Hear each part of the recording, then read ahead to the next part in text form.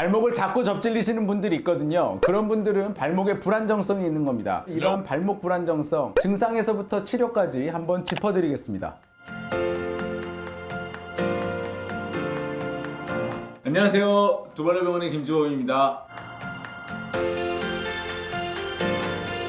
조금만 울퉁불퉁한 길을 가거나 외력이 조금만 가해져도 내가 중심을 못 잡고 발목이 꺾일 때, 이게 이제 발목의 불안정증이 가장 이제 흔하게 생각할 수 있는 증상입니다. 또 하나 발목의 불안정증의 증상이 있어요. 발목에 힘이 안 들어가는 증상, 그리고 또는 발목에 갑자기 힘이 풀려서 내가 힘을 줄 수 없거나 발목이 확 꺾이는 증상, 이런 증상이 있는 것도 저희가 발목의 불안정증이라고 합니다. 이유는 우리가 힘을 주려면 발목이 안정적으로 딱 받쳐 서야 돼요. 근데 발목이 불안정하니까 힘이 갑자기 빠져버리고 갑자기 발목이 꺾이는 거죠. 그래서 발목의 불안정증은 내가 발목을 잘 삐지 않더라도 운동을 하거나 길가에 갈 때 갑자기 발목에 힘이 풀리는 증상이 있어도 저희가 발목의 불안정증이 있다, 이제 이렇게 생각을 해볼 수 있습니다.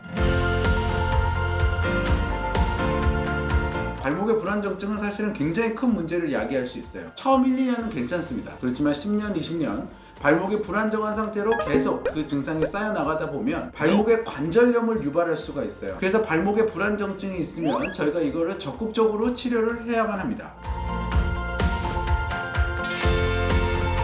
굉장히 여러 가지 원인이 있는데 그 중에서 오늘 말씀을 드릴 거는 발목의 인대에 대한 겁니다. 발목의 인대가 늘어져 있는 경우 저희가 발목에 불안정증이 오는 경우가 많습니다. 그럼 발목의 인대는 왜 늘어나냐고요? 대부분 발목의 불안정증에 대한 증상이 거의 없다가 한번 크게 다치면 발목의 인대가 끊어집니다. 발목 인대가 끊어져도 발목에 많이 붓거나 내가 아프지 않으면 병원에 안 가고 그냥 방치합니다. 다친 후에 인대가 늘어진 상태로 제대로 치료를 안 하면 인대가 늘어진 채로 붙게 됩니다. 인대라는 거는 뼈와 뼈 사이의 관절을 안정적으로 이어주는 끈인데 그 끈이 늘어져 있으니까 발목을 잘 잡아주지를 못하죠. 그러면 조금만 울퉁불퉁한 길을 갈 때에도 발목이 잘 삐게 되고 발목을 안정적으로 잡아주지를 못하니까 힘이 안 들어가고 발목에 잘 넘어가는 그런 증상이 생기게 되는 겁니다.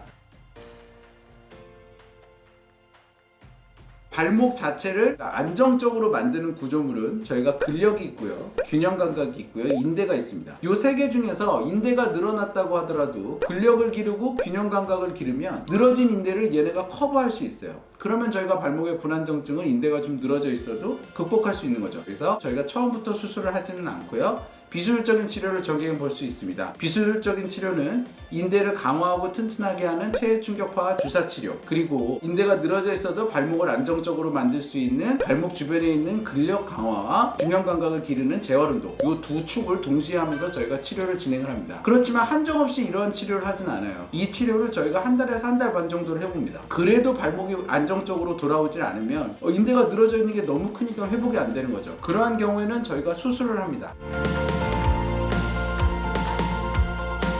발목 주변에 있는 근력과 균형 감각을 기르는 운동을 한다고 말씀을 드렸는데요. 이 운동을 어떻게 하는지 간단히 말씀을 드릴게요. 일단 발목은 아래로 내리고 위로 올리고 내측으로 돌아가고 외측으로 돌아가는 이 네 가지 방향의 운동이 있습니다.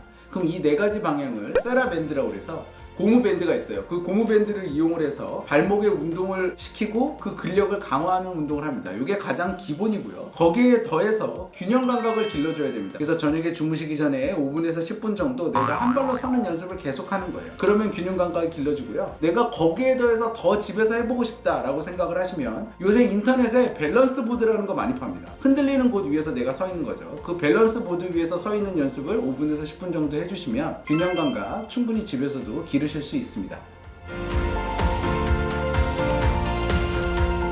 수술을 할 때는 중요한 게 첫 번째가 있어요. 뭐가 제일 중요하냐? 인대의 상태가 중요합니다. 인대가 많이 남아있으면 그걸 당겨서 꼬매주면 됩니다. 그렇지만 인대가 잘 남아있지 않아요. 그러면 인대를 다시 만들어줘야 돼요. 그래서 이러한 거를 보통 인대 재건 수술이라고 합니다. 크게 세 가지로 나뉩니다.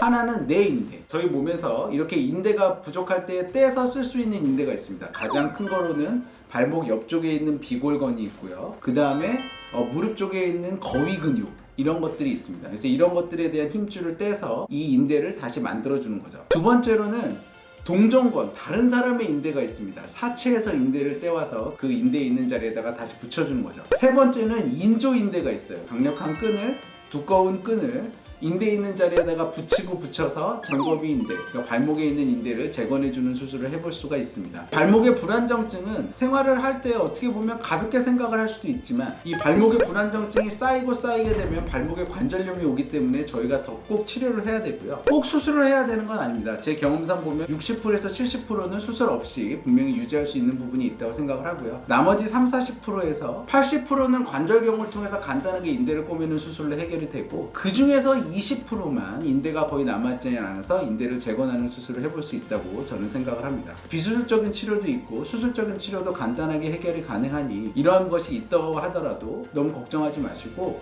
적극적으로 치료 받으셔서 꼭 건강한 발걸음 회복하시면 좋겠습니다. 경청해 주셔서 감사합니다.